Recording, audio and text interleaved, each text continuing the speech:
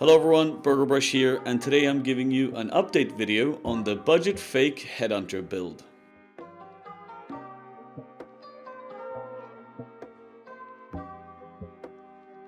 So in the first video I accumulated about 10 exalts and I made my budget fake HeadHunter build out of those 10 exalts. And today I have actually invested a little bit more into this build. I invested about 5 exalts more overall. I got myself a flammability ring and 2 other medium cluster jewels that we're going to look at later, and with that I actually was able to hit the max curse effect on temporal chains, which is basically what you want in the end, and with the flammability ring I also managed to get some more damage. But right now we're just going to talk a little bit about how the build has been going and what's been happening over the past week that I've been playing this build. So I've been farming a lot of Legion monoliths in dunes. I had 1 scarab, I had a Legion monolith through the map device, and I just farmed dunes maps over and over, and I've been making quite a bit of money from that actually. You get a lot of emblems, you get a lot of general overall currency, and essences and fossils and all these incubators, you know, and stack decks and whatnot, and I've been getting quite a lot of just raw exile drops as well, and it's been very, very good in terms of profit. Now, for this build, I do believe that there are certain areas that you want to farm if you really want to utilize the build. A HeadHunter or the fake HeadHunter build really gets strong from, as I've said in the first video, you kill rare mobs, you steal their buffs, and your character gets very juiced up. So I do believe it's only worth playing this character if you played in certain areas or if you are juicing up your maps enough. Now, Legion monoliths and dunes have been fantastic. It's super easy.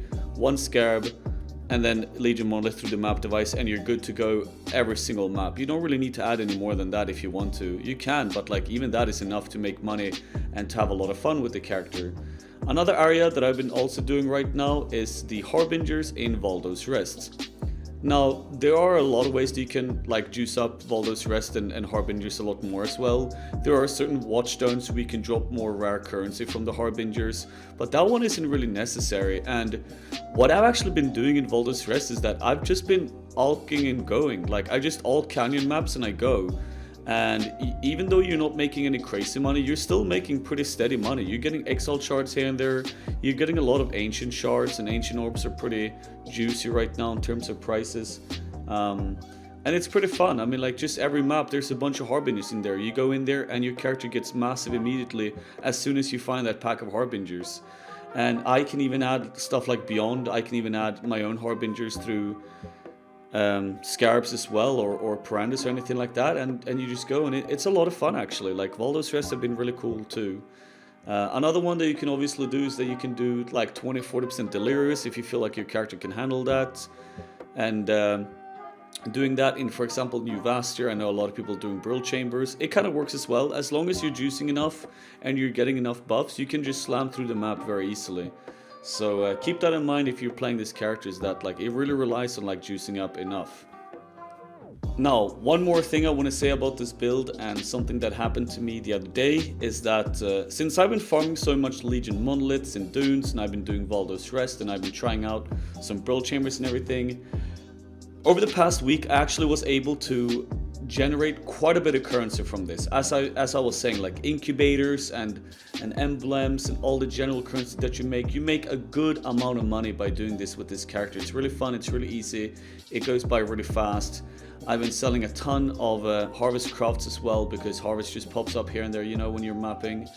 And I actually was able to accumulate almost an entire HeadHunter with doctor cards that I've been buying, and that I actually managed to get through my ritual as well. Now, my plan was that I would use this 10x character, I would farm a bunch of money, I would reinvest it into the character to make it a little bit stronger, which I had, and then I would keep farming and I would see if I would actually go for a HeadHunter eventually, which I almost did. Over the last couple of days here, this weekend, I actually was able to accumulate about 7 doctor cards, but I decided to gamble them all away on divination card gambles and harvest, and I ended up losing all 7 cards, and now I'm back to square one again. I have absolutely no more money, and therefore I will keep doing this strategy actually. Like the Legion monolith farming have been very successful in terms of making money for me, and I'm really having a lot of fun playing this character as well. So yeah, I'm just going to be going ahead and doing that. But now let's go into a little bit really quickly about the gear that I've been upgrading my character on and why I choose those parts and kind of what they do for the character. And that's basically going to be it for the video. Now, as you can see here, I have basically the same gear that I had before, like the same ring and then all that stuff, and the bone helmet with the temple chains, and you know, all the basic gear pieces. Now, the actual upgrade that I have been doing here in my character is the ring. I went for just any ring with flammability on hit and managed to have some life on it as well. And I was pretty lucky that I found this one. It has some cast speed, which is cool because we're Blade Vortex, has life, has flammability, and that's the main thing that we're actually going for here. Fire and lightning resistances, kind of a nice bonus, but nothing really needed as we do have quite a bit high defenses overall. And then the main part that I actually went for is that I went ahead and I fixed my cluster jewels. In the previous video, I had pretty bad setup of cluster jewels, and the reason why they are bad is because one of those nodes where I would have like the flammability one or the other one, can't remember the name of it, I would have it so it gave no curse effect whatsoever, and we want curse effect because it is very important that we hit on our curse effect modifier on the temporal chains that we use to self-curse. You want to hit 175%. That is the max curse effect that you can have, and that's what we're going for because stronger curse effect means that the buffs last longer on us. So with the previous cluster jewels that I had, I was not able to get it. So what did I do instead? I saved the ones that I had where I had one Dark Discourse and just the other small ones because these still work perfectly. 3% increase effect of your curses, and the Dark Discourse gave you 10. And I have the same over here, Dark Discourse and just the small ones. Now I changed out the other two ones and I bought two new medium cluster jewels for 2 Exile each. These are pretty pricey because of how good they are. Instead, I have Dark Discourse and the small ones that give 3%, but the other one is Whispers of Death because this one gives 5% increase effect of your curses instead.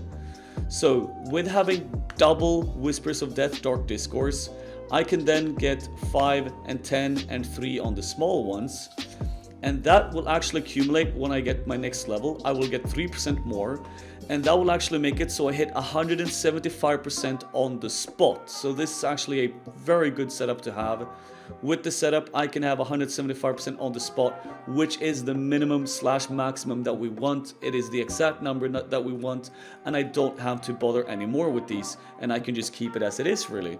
So that's what I'm going to be doing. I got the Dark Discourse, Whispers of Death, 2 of them, and then the small ones, you know, and then the other one just have Dark Discourse and the small ones. And once I get one more level, I will get 175% and the character will basically be finished. And that's kind of it. I mean, like, yeah, I will go for a better bow eventually with plus gem levels on the bow so I can have like a stronger Blade Vortex, but right now the character's working fine for farming whatever that I'm doing. And it's been a lot of fun as well playing this character right now, so yeah, I mean, like, honestly, that's basically it. There's not much more really than that. Now, remember as well, if you haven't already done this, swing over to my Twitch over at twitch.tv/burgerbrush, where I'm a full-time streamer and I stream almost daily Path of Exile content. If you have any questions regarding this build or any other build in the game or anything in the game in general, feel free to ask. Also hang out with the rest of the community. We also have an open guild in the game that you can join if you want to hang out with the community as well. And remember to subscribe here on YouTube, and most important of all, have a fantastic fucking day, my friend.